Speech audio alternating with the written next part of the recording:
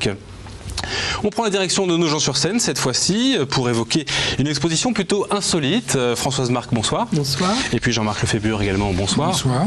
Alors une exposition de calendrier publicitaire qui date de 1900-1930. Tout d'abord, dites-nous ce que c'est un calendrier publicitaire. Bien, c'était les objets, parce que ce sont vraiment des objets presque en relief, qu'offraient les commerçants à leur clientèle fidèle. Voilà. Au début du siècle dernier. Au début du siècle, ça s'est perdu, je crois, avec la guerre, la Deuxième Guerre mondiale, ça a été terminé.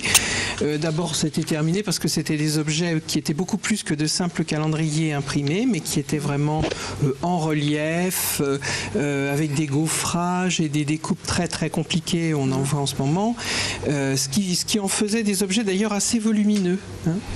Et ils étaient affichés dans les cuisines et ils affichaient des sujets qui donnaient envie de regarder la nature. C'est presque des œuvres d'art. Hein. Alors c'était des œuvres d'art. Jean-Marc, qui a travaillé beaucoup dans le métier, pourrait vous en parler encore mieux que moi. C'est-à-dire que c'était à la fois des challenges de découpe, de gaufrage. Il y avait toute une mise en œuvre extrêmement sophistiquée. Et en plus, ils étaient souvent repris à la main. Donc un grand nombre des calendriers que nous présentons sont repeints à la main, et donc pour accentuer le relief. Et ils étaient blancs à l'origine, puis ensuite repeints à la main. Ce qui en faisait des objets remarquables. Des chefs-d'œuvre d'imprimerie. Oui, c'est d'ailleurs pour ça ce soir qu'on aurait dû en avoir, mais c'est vrai que c'est... On les a vus, mais c'est trop fragile. Les collectionneurs n'ont pas voulu qu'on les transporte. Jean-Marc Lefébure, vous êtes membre de l'association Archéonox. Absolument. C'est vous qui avez collecté, retrouvé ces calendriers. Quel était votre rôle dans l'exposition ? Par le fait du hasard, c'est un des membres de la société qui est propriétaire de cette collection et qui a accepté de la mettre à disposition, de la sortir des cartons, car finalement, ces calendriers qui sont anciens dormaient dans des cartons depuis des dizaines d'années. Et moi qui suis un ancien du métier, lorsque j'ai vu ces chefs-d'œuvre d'imprimerie, on peut les appeler comme ça, l'idée m'est venue effectivement de les ressortir des cartons pour faire cette exposition. Alors de quoi ils témoignent ces calendriers ? Parce qu'il y a quand même aussi des messages derrière ces magnifiques œuvres d'art. Ils témoignent surtout, comme l'a dit Françoise, d'un savoir-faire en voie de disparition et voire même totalement disparu. Et puis aussi d'une époque, d'une société, c'est alors la société de l'entre-deux-guerres, même les années folles, les arts déco, il y en a quelques-uns qui sont très marqués art déco. Et puis surtout, ça pérennise aussi un idéal de quiétude, d'esprit de famille. On le retrouve pratiquement dans beaucoup des modèles qui sont exposés. Comment c'est reçu, Françoise Marc, vous qui êtes présidente de l'association Mémoire de Maison à Nogent, comment c'est perçu ce retour des calendriers ? Vraiment très très enthousiasmant, parce que c'est très visuel évidemment, donc une exposition très visuelle plaît à un public très vaste, et aussi parce que nous l'avons accompagné par d'autres travaux, dont certains viennent d'Archéonox et d'autres de Mémoire de Maison, et on met en scène en fait ce qu'a été l'artisanat et le commerce pendant le premier quart du XXe siècle, où il était encore héritier d'un commerce florissant, d'un artisanat extraordinairement riche de métiers et d'hommes du 19e.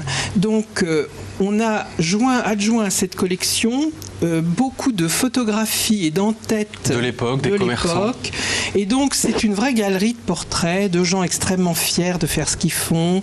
Et on voit une chose très amusante, c'est qu'il y a autant de gens qui travaillent à l'époque pour les automobiles que pour les voitures à chevaux, par exemple, les voitures hippomobiles et les automobiles. Et puis des portraits de gens qui sont vraiment dans la joie de travailler, d'avoir un vrai métier. Et tout ça a beaucoup de sens, ce qui fait que tous les publics qui viennent perçoivent qu'il y a du sens là-dedans. Alors donnez-nous les détails pratiques, François, de cette exposition. C'est à Nogent, c'est bien ça ? C'est à Nogent-sur-Seine, c'est au 20 Grande Rue Saint-Laurent, la maison a remonté le temps. Il y a un site internet aussi, peut-être, de l'association ? Il y a un site internet pour l'association qui est le Mémoire-de-maison, il va s'afficher, ça y est. Avec un S, c'est très simple, voilà, il s'affiche. Et on s'est ouvert de 9h30 à 18h30 sans discontinuer. Donc, si vous êtes dans Nogent Fontaine, n'hésitez pas à y aller. Belle exposition. Belle exposition. Est-ce qu'elle sera itinérante, question subsidiaire? Non, mais elle pourrait, c'est-à-dire que nous... On a le projet Archeonox, effectivement, de proposer cette exposition dans les communes qui seraient intéressées. On essaye de créer beaucoup de synergies entre plusieurs associations. Et de faire ça dans d'autres coins du département. Et donc de faire voyager nos pour retrouver d'autres chefs-d'œuvre. Eh ben, merci beaucoup à tous les deux. On souhaite bonne route à cette exposition. Elle dure jusqu'à quand? Alors elle a commencé le week-end dernier. Nous avons eu beaucoup de succès. Nous sommes très heureux et nous allons continuer le week-end prochain. Voilà, nous fermons nos portes dimanche soir. Eh ben, merci beaucoup. Avant de se mettre au tricot avec le coup de cœur de Sandra par 25 degrés, c'est pas mal le tricot. Place au cinéma. L'Infociné est signé Cyril